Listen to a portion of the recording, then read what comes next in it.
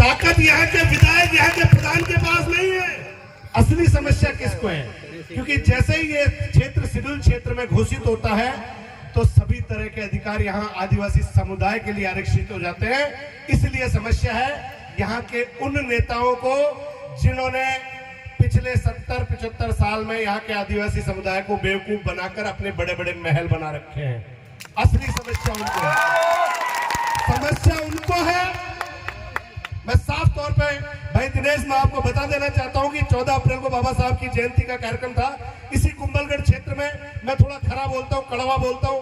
अब उस दिन क्या हुआ कि मुझे, वैसे तो मुझे ध्यान सब होता है, लेकिन वहां अब क्या है कि आगे 2023 के चुनाव आ रहे हैं, तो हम नेताओं की मजबूरी, फिर भी हमने बुलाया नहीं, हमारे लोगों ने नहीं बुलाया, तो अभी बाबा साहब की जयंती के कार्यक्रम में आए। कांग्रेस वाले, बीजेपी वाले, जो भी अब और भी पार्टी वाले सब आएंगे, अपना अपना काम करेंगे, सारी पार्टी वाले हैं।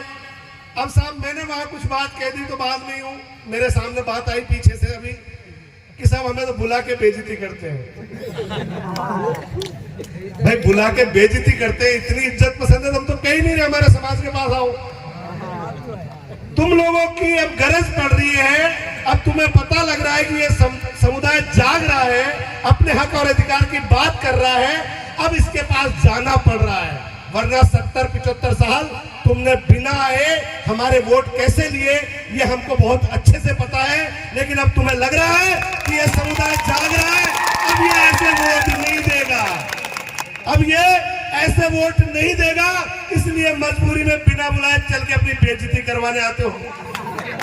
तो भैया बेइज्जती हो, एक और बात, बेइज्जती हो तो इज्जत को, अपनी मूंछों को ताव देके रखना। तुम्हें अपने माँ बाप की असली औलाद है तो सौगंध दिला रहा हूं आज कि आने वाले चुनाव में मेरे समुदाय के एक घर पे भी मत जाना, वरना तुम्हारी बेइज्जती हो जाएगी। इतनी इज्जत वाले हो, अरे इतनी तुम में इज्जत है तो क्यों 70-75 साल से मेरे समाज के वोटों पर पल रहे हो? अपनी इज्जत अपने पास रखो, मेरे समुदाय से वोट मांगने की जरूरत नहीं है। क्योंकि एक बार जोरदार जयकारा हो जाना चाहिए।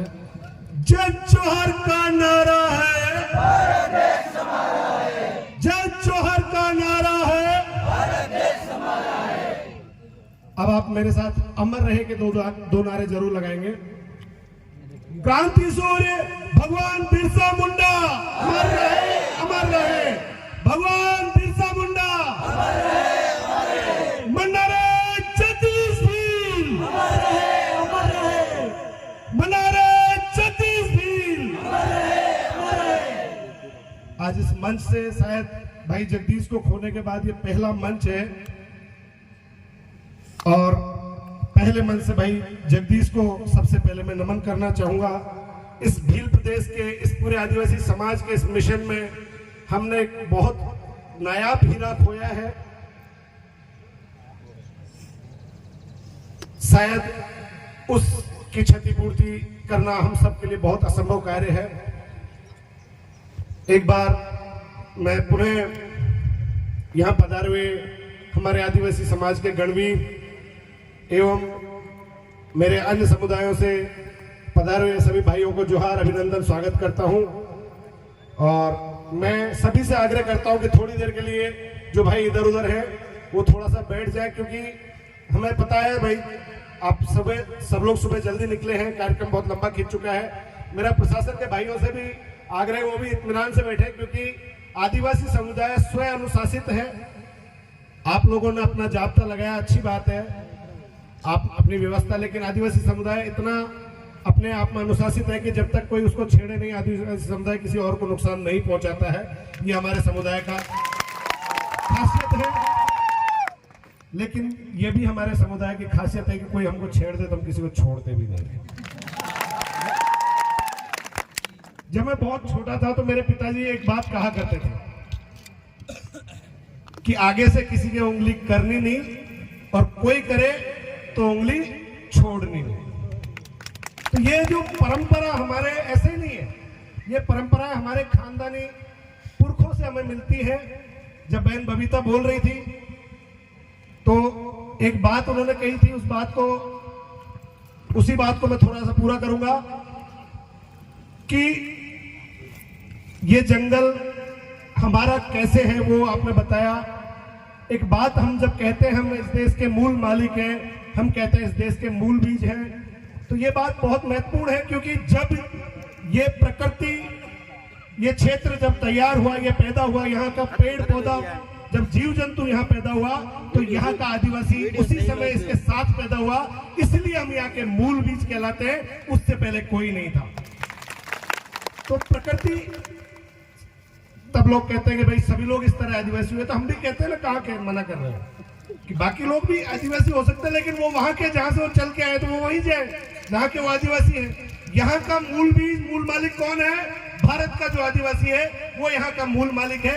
इसलिए मैं इस बात को, बहुत सारी बातें हैं, खास तौर पर जब भाई दिनेश बोल रहे थे, ये क्षेत्र विशेष तौर पर 5वीं अनुसूची की जब हम बात करते हैं, शेड्यूल एरिया के क्षेत्र की बात करते हैं, तो इस क्षेत्र को एक साजिश के तहत शेड्यूल एरिया में शामिल होने से रोका गया है। मैं आप सबको एक बात यहाँ पर, यहाँ जो मेरे बड़े बुजुर्ग बैठे हैं, जो मेरी माताएं बहनें बैठी हैं, जो शायद मेरे युवा साथी हैं, जो कानूनी भाषा नहीं जानेंगे बहुत अच्छे से, लेकिन हम एक कॉमन शब्द जानते हैं, टीएसपी एरिया। तो इस क्षेत्र को टीएसपी में शामिल होने से किसको समस्या है? भाई अगर ये क्षेत्र कुंभलगढ़ क्षेत्र है, राजसमंद का जो क्षेत्र है, या पाली का जो हिस्सा है नीचे का, मैं अभी जहां जिस जमीन पर खड़ा हूं, जिस जमीन की बात कर रहा हूं, इस क्षेत्र को अगर पूरे कुंभलगढ़ की बात करें तो इसको टीएसपी में शामिल होने से किसको समस्या है? आदिवासी समुदाय को कोई समस्या नहीं है। यहाँ दोनों एमएलए को, यहाँ पर असली समस्या किसको है? क्योंकि जैसे ही ये क्षेत्र शेड्यूल क्षेत्र में घोषित होता है तो सभी तरह के अधिकार यहाँ आदिवासी समुदाय के लिए आरक्षित हो जाते हैं। इसलिए समस्या है यहाँ के उन नेताओं को जिन्होंने पिछले 70-75 साल में यहाँ के आदिवासी समुदाय को बेवकूफ बनाकर अपने बड़े बड़े महल बना रखे हैं। असली समस्या उनको है, समस्या उनको है। मैं साफ तौर पे भाई दिनेश, मैं आपको बता देना चाहता हूं कि 14 अप्रैल को बाबा साहब की जयंती का कार्यक्रम था इसी कुंभलगढ़ क्षेत्र में। मैं थोड़ा खरा बोलता हूं, कड़वा बोलता हूं। अब उस दिन क्या हुआ कि मुझे, वैसे तो मुझे ध्यान सब होता है, लेकिन वहां अब क्या है कि आगे 2023 के चुनाव आ रहे हैं, तो हम नेताओं की मजबूरी, फिर भी हमने बुलाया नहीं, हमारे लोगों ने नहीं बुलाया, तो अभी बाबा साहब की जयंती के कार्यक्रम में आए। कांग्रेस वाले, बीजेपी वाले, जो भी अब और भी पार्टी वाले सब आएंगे, अपना अपना काम करेंगे, सारी पार्टी वाले हैं। अब साहब मैंने वहां कुछ बात कह दी तो बाद में हूँ मेरे सामने बात आई पीछे से अभी कि साहब हमें तो बुला के बेइज्जती करते हैं। भाई बुला के बेइज्जती करते हैं, इतनी इज्जत पसंद है, तुम तो कहीं नहीं रहे हमारे समाज के पास आओ। तुम लोगों की अब गरज पड़ रही है, अब तुम्हें पता लग रहा है कि ये समुदाय जाग रहा है, अपने हक और अधिकार की बात कर रहा है, अब इसके पास जाना पड़ रहा है। वरना 70-75 साल तुमने बिना आए हमारे वोट कैसे लिए ये हमको बहुत अच्छे से पता है, लेकिन अब तुम्हें लग रहा है कि ये समुदाय जाग रहा है, अब ये ऐसे वोट नहीं देगा, अब ये ऐसे वोट नहीं देगा, इसलिए मजबूरी में बिना बुलाए चल के अपनी बेइज्जती करवाने आते हो। तो भैया बेइज्जती हो, एक और बात, बेइज्जती हो तो इज्जत को, अपनी मूंछों को ताव देके रखना।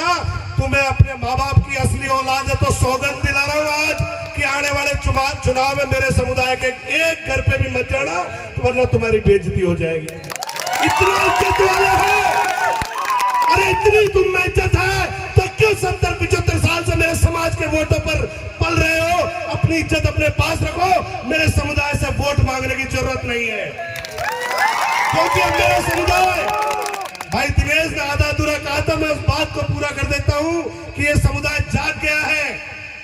यहाँ इस क्षेत्र को टीएसपी शेड्यूल एरिया में शामिल होने से किसको समस्या है?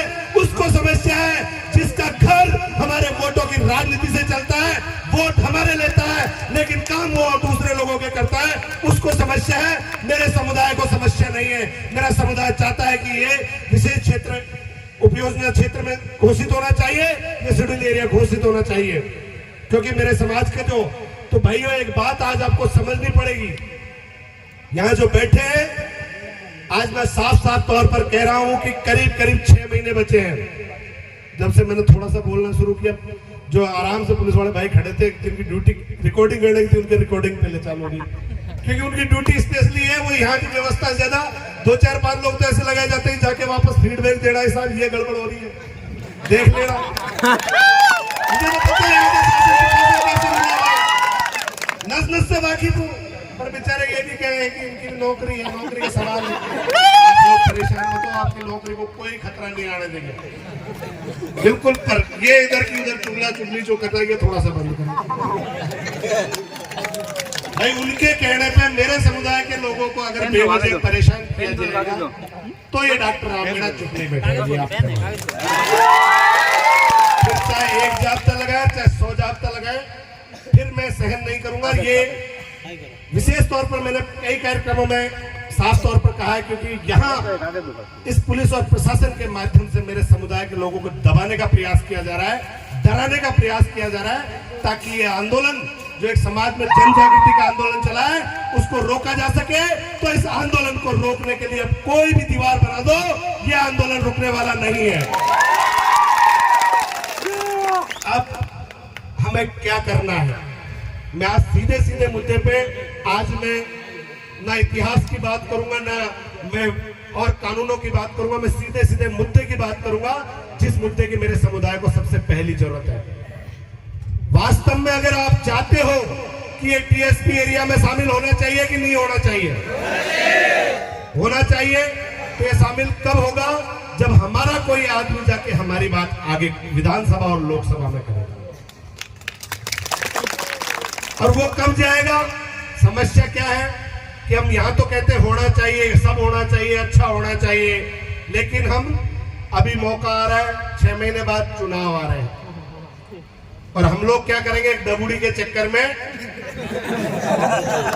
सही, हम लोग एक छोटे से दारू के पौवे के चक्कर में अपना वोट ऐसे आदमी को दे देते हैं जो आगे जाकर हमारे समाज के खिलाफ ये बात करता है। वो नहीं चाहता कि ये क्षेत्र शेड्यूल एरिया में शामिल होना चाहिए, क्योंकि अगर ये क्षेत्र शेड्यूल एरिया में शामिल हो जाता है तो उसकी दुकानदारी जो इतने सालों से चल रही है वो बंद हो जाएगी। इसीलिए अगर आप चाहते हो कि ये क्षेत्र, इस क्षेत्र में आदिवासी समुदाय के हक और अधिकार की बात हो, तो आपको तय करना होगा कि आने वाले चुनाव में आपको अपने समाज का बेटा विधायक के रूप में भेजना होगा, जो कि जाकर जयपुर में विधानसभा में ये बात उठा सके कि ये क्षेत्र शेड्यूल एरिया में घोषित हो। आने वाले अगले चुनाव में आपको तय करना होगा कि आपका बेटा लोकसभा में जाकर आपकी बात करे, तब जाकर ये शेड्यूल एरिया में ये क्षेत्र शामिल होगा। अन्यथा जिन लोगों को 70-75 साल से हम वोट देते आए हैं, अगर वही लोग करवाने चाहते तो 70-75 साल लगते भाई, लगते क्या? तो जिस तरह डूंगरपुर से हमारे समुदाय ने अपने दम पर, खास बात, अपने दम पर समाज की एक पद्धति, समाज के द्वारा चयन किया गया प्रतिनिधि आगे जाएगा, उस पद्धति के तहत जो चयन किया गया, हमने हमारे समाज के 2 विधायक जब डूंगरपुर से भेजे तो उस पूरे क्षेत्र में सरकार आगे चल चल कर सब चीजें कह रही है, ये भी ले लो, ये भी ले लो, बिना मांगे देने को तैयार है। क्यों? क्योंकि हमें राजनीतिक चेतना आ गई है, हमको अब समझ में आ गया है कि ताकत जो है वो वहां है, और हम ताकत कहां समझ रहे हैं? अब तक हम समझ रहे थे कि सारी ताकत तो यहाँ, वो अब मैं कहना नहीं चाहूंगा शब्द, थोड़ा सा मुझे क्या है कि कई बार अब वो संवैधानिक भाषा पर काबू रखना पड़ता है, लेकिन क्या करूं। हम लोग जिन लोगों के यहाँ सोच रहे थे कि सब कुछ ताकत उनके पास है, अरे भाई उनके पास ताकत होती तो 5 साल में आपके घर हाथ जोड़ के वोट नहीं मांगने आता। ताकत आपके पास है, ताकत यहाँ के विधायक, यहाँ के प्रधान के पास नहीं है, ताकत आपके पास है। लेकिन आप गलती क्या करते हो, एक डबूड़ी के चक्कर में वो पूरी ताकत 5 साल को उसको दे देते हो, और वो उस ताकत का फायदा उठाकर आपके ऊपर ही फिर दादागिरी करता है। और फिर हमारे जैसे लोग अगर थोड़ी बहुत कड़वी बात कहते थे तो फिर कहते हैं कि बुला के बेइज्जती करते हैं। तो भाई पिछले दिनों जब मैं इस एक विशेष बात, हमारे समुदाय को तोड़ने की बात होती है, जब आदिवासी बोल रहा है राज सिंहासन डोला है, जब जब आदिवासी बोल रहा है, राज सिंहासन डोला है, जय जोहार का नारा है, भारत देश हमारा है। भाई उमेश जी और जीतू भाई हमारे बीच में आ चुके, एक बार जोरदार तालियों से।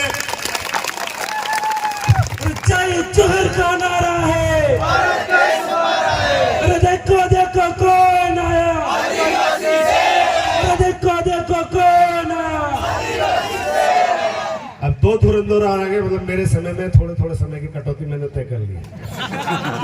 पता ना कब किसको कितना, अभी तक ये था कि पीछे इतना इतना टाइम अपने पास है। बहन बबीता जी बोल ली, दिनेश भाई पहले बोलवा दिया मैंने कि फिर से पता लग जाए कितना समय बचा है। खैर, क्योंकि जो कोई बोलेगा, अभी एक भाई ने नारा लगाया कि जब जब आदिवासी बोला है राज सिंहासन,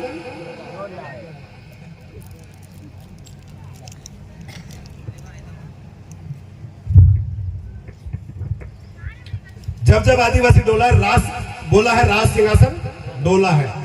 ये नारा केवल नारा नहीं, इस बार सभी आप हाथ उठाकर तय कीजिए कि इस कुंभलगढ़ क्षेत्र में इस बार आदिवासी समुदाय का प्रतिनिधि विधानसभा में जाएगा। और एक बार जोरदार नारा लगाइए कि जब जब आदिवासी बोला है, जब जब आदिवासी बोला है,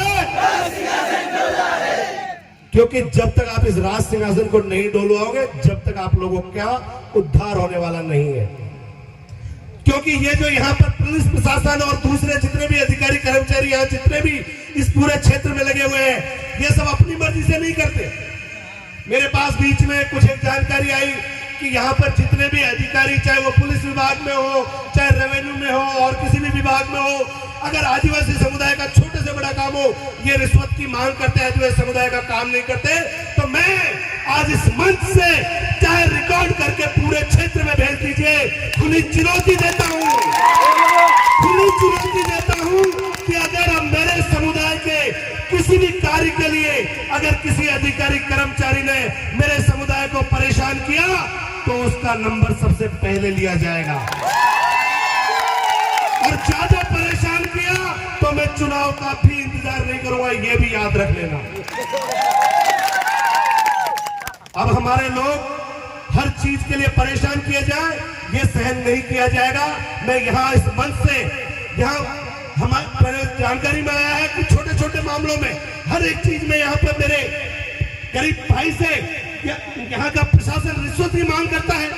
अगली बार अगर किसी भाई को छोटे से काम के लिए, जायज काम के लिए, चाहे छोटा हो बड़ा हो, अगर जायज काम के लिए कोई आपको बेवजह परेशान करता है, रिश्वत के लिए परेशान करता है और किसी चीज के लिए परेशान करता है, आप आधी रात को मुझे फोन कीजिए, अगली सुबह पुलिस वाले के यहाँ अधिकारी के हम ले लेंगे। पुलिस विभाग मेरे इसलिए ज्यादा टारगेट पे आता है क्योंकि पिछले कई मामलों में मैंने देखा है कि पुलिस विभाग न जाने किसके दबाव में, यहाँ पुलिस अधिकारी है, मैं खास तौर पर किसी व्यक्तिगत से नहीं, लेकिन कुछ यहाँ पुलिसकर्मी ऐसे हैं न जाने किसके दबाव में वो मेरे आदिवासी भाइयों पर बेवजह झूठे केस लगाकर उन्हें जो डराने धमकाने का काम कर रहे हैं, उनको भी खुली चुनौती दे रहा हूँ कि डराना धमकाना बंद कर दीजिए। क्योंकि जिन साहब के चक्कर में आप मेरे भाइयों को डरा धमका के हैं, जिन साहब के भरोसे आप मेरे भाइयों को डरा धमका रहे हैं, उन साहब की छुट्टी हमने तय कर ली है। इसलिए आगे आप देख लीजिए आपको आप बेवजह मेरे लोगों को, मेरे भाइयों को परेशान नहीं करें, तो आप भी शांति से नौकरी करें, में कोई दिक्कत नहीं है, किसी तरह की दिक्कत नहीं है। लेकिन हमारे क्षेत्र में यहाँ पर रहते हुए आप मेरे किसी भाई को परेशान करें और हम शांति से सहन कर लें, ये 70 साल बहुत देख लिया। अब ये समुदाय जाग रहा है, अब ऐसा होने वाला नहीं है। एक बात विशेष तौर पर यहाँ पर पिछले कुछ समय में जो बहुत बड़ी बात है, इसको चिंता का विषय भी कहा जा सकता है कि यहाँ के नेता आदिवासी समुदाय को तोड़ने के लिए इस तरह की बातें करते हैं कि तुम्हारे आरक्षण, भीलों का आरक्षण मीना खा गए। अरे भाई छोड़िए आरक्षण की बात, वो हमारा हम आपस में निपटेंगे। एक बात बताइए मुझे कि कुंभलगढ़ में जो 70 से 80% जमीन जो भीलों की थी, उस जमीन को कौन खा गया, वो रिकॉर्ड निकलवाना शुरू कीजिए। जो 70 से 80% जमीन आज से 10 साल 15 साल पहले रेवेन्यू रिकॉर्ड में भीलों के नाम बोलती थी, आज बड़े बड़े रिसोर्ट कैसे बन रहे, ये रिकॉर्ड निकलवाना होगा, तब हम हिसाब किताब की बात करेंगे कि किसका हाथ कौन खा रहा है। मेरे भाइयों, यहाँ पर बहुत तेजी से बेनामी संपत्तियां, मेरे आदिवासी भाइयों की बेनामी संपत्तियां एक दारू के पौवे में रजिस्ट्री करवाई जाती है, और मेरे भाई को 15 साल बाद पता लगता है कि उसकी जमीन तो एक दिन रात को दारू पिला के इतना धुत कर दिया कि अगले दिन सुबह उसकी रजिस्ट्री करवा दी, उसको पता ही नहीं है। अभी अभी एक मामला मेरे सामने आया है, मैं उसकी पूरी तहकीकात करवा रहा हूं। 3 पीढ़ी से पहले एक जमीन की रजिस्ट्री करवाई दादा से, आज से 20-22 साल पहले, और अब उस जमीन से बेदखल किया जा रहा है। उसका पूरा मामला हम पता करवा रहे हैं। जिस दिन उसमें हमें अगर पूरे अहम दस्तावेज मिल गए, उस दिन उस रजिस्ट्री करवाने वाले अधिकारी पे सबसे पहले हमारा छापा पड़ेगा, फिर उल्टी गिनती शुरू करेंगे। हम ऐसा नहीं है कि केवल ऊपर ऊपर काम कर रहे हैं, जैसे आईबी वाले, इंटेलिजेंस वाले हम लोगों की कुंडली बना के रखते हैं, वैसे हमने भी अब यहाँ पे जितने अधिकारी कर्मचारी अब तक रहे हैं, यहाँ पर एक खास बात जो मैं बता देना चाहता हूँ खास तौर पर, कि कुंभलगढ़ में जितने भी यहाँ पर अधिकारी पोस्टेड रहे हैं, जो बड़े बड़े अधिकारी सारे विभागों के जितने भी यहाँ पोस्टेड रहे हैं, सबकी यहाँ पर आदिवासियों की अवैध रूप से खरीदी हुई जमीनें चुन चुन कर वापस लेनी है, चुन चुन कर वापस लेनी है। ये मैसेज उन तक दे देना, या तो समय रहते आप हमारे समुदाय की जो बेनामी संपत्ति आपने हमारे लोगों को बेवकूफ बनाकर खरीदी है, वो समय रहते उन्हें लौटा दीजिए, अन्यथा वो दिन दूर नहीं कि जब वास्तव में यहाँ का आदिवासी बोलेगा और आप लोगों का सिंहासन डोलेगा। आज इस मंच से आप सब लोगों को मैं एक बात साफ तौर पर कहना चाहता हूं कि आने वाले चुनाव के लिए हमें अभी से काम करना होगा। यहाँ पर विशेष तौर पे मेरे युवा साथी, मेरे भाई जो युवा साथी जो काम कर रहे हैं, आज से आप तैयारी कर लीजिए। हम हमारा अपना मेथड है, हमारी जो चयन प्रणाली है, उस चयन प्रणाली के तहत हम अगला चुनाव कुंभलगढ़ में तय रूप में लड़ेंगे और हमारा अपना व्यक्ति भेजेंगे जो जाकर आगे हमारी बात कर सके। मेरी इस बात से सभी सहमत हैं?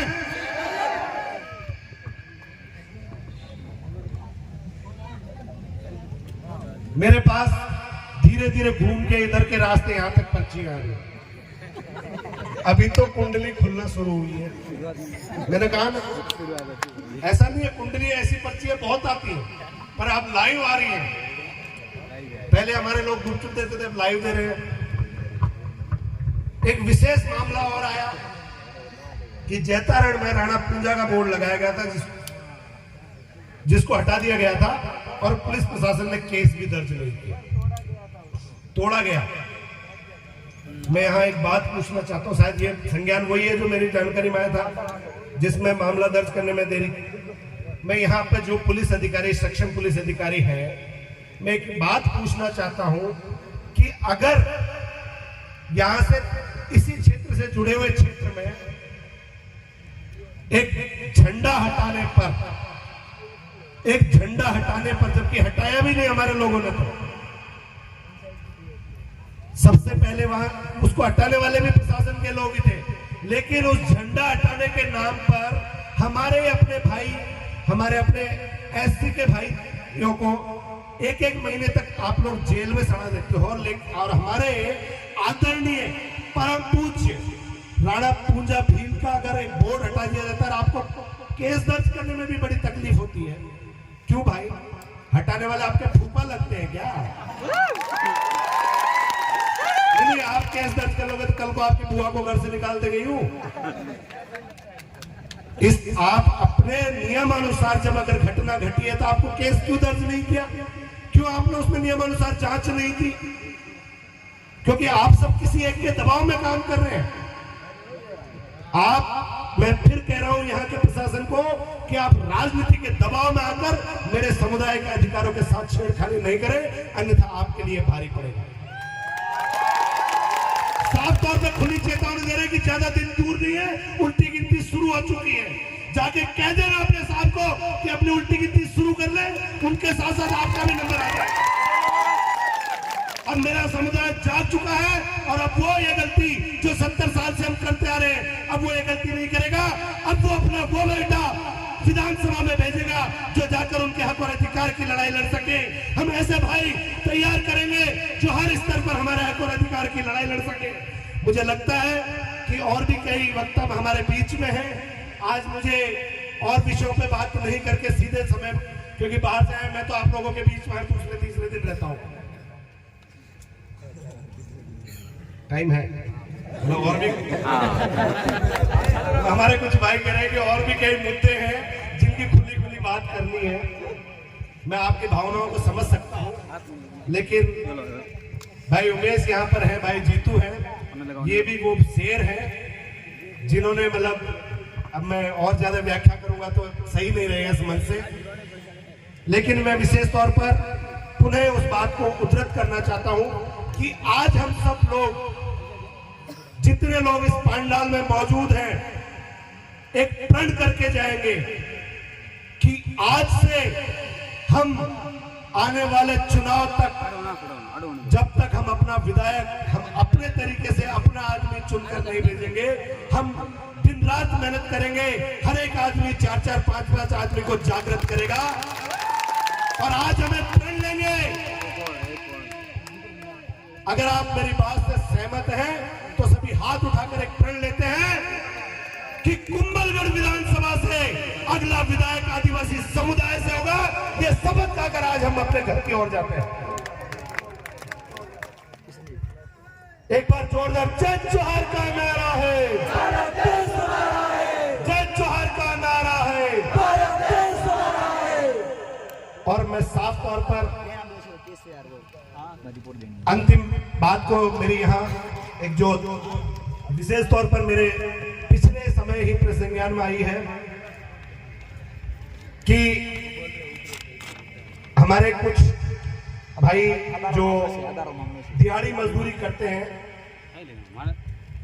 और यहाँ के कुछ स्थानीय, अब उनको मेरी भाषा में तो टटपुंजे कहता हूँ, बाकी ये लोग आजकल उनको जो पुलिस वाले और अखबार वाले उनको दबंग की श्रेणी देते हैं, मैं टटपुंजे मानता हूँ कि वो हमारे कुछ भाई जो दिहाड़ी मजदूरी करते हैं उनको उनकी दिहाड़ी मजदूरी दबा लेते हैं और फिर दबाव बनाकर उनको, क्योंकि कहते हैं कि इतना उधार, बहुत जो अनपढ़ हैं और उनसे बहुत सारे इस तरह के, मेरे सामने भी एक प्रकरण आया है कि उनसे उधारी के नाम पर अंगूठा लगवा लेते हैं और फिर दबाव बनाकर उनकी जमीनें हथियाई जा रही हैं, जो उनके यहाँ कई मतलब लंबे समय से जो काम कर रहे हैं इस तरह के। तो विशेष तौर पे हमारे युवा साथी, इस तरह के प्रकरण अगर आपके आसपास नजदीक में कहीं आपके संज्ञान में आते हैं कि किसी पर दबाव बनाकर उसकी जमीन हड़पने की तैयारी की जा रही है, तो आप सब लोग सावचेत रहें, ऐसा मामला तुरंत आते ही संज्ञान में लाएं ताकि हमारे अपने भाई बेवजह अपनी संपत्ति से बेदखल नहीं हो। अभी एक दो मामले, हालांकि वो कुंभलगढ़ क्षेत्र से थोड़ा सा जुड़े हुए हैं, कुंभलगढ़ तहसील क्षेत्र में नहीं आता है, लेकिन ऐसे मामले मेरे जानकारी में आए हैं कि एक दो मामले और भी हैं। तो आप सबको भी जागृत रहने की जरूरत है कि कुछ लोगों को, ये लोग लंबे समय से हमारे यहाँ लोगों को लंबे समय तक काम रखते हैं और उनको कई दूसरे प्रकरणों में भी उलझाकर उनकी जमीनें हथिया लेते हैं। तो ये थोड़ा सा विशेष तौर पे युवा साथियों से मेरा आग्रह है, एक बार पुनः आप सभी मुझे मेरी आवाज के साथ जोरदार आवाज में नारा लगाएंगे। जय जोहार का नारा है, जय जोहार का नारा है, जय जोहार, जय भारत, जय भीम, जय बिरसा मुंडा।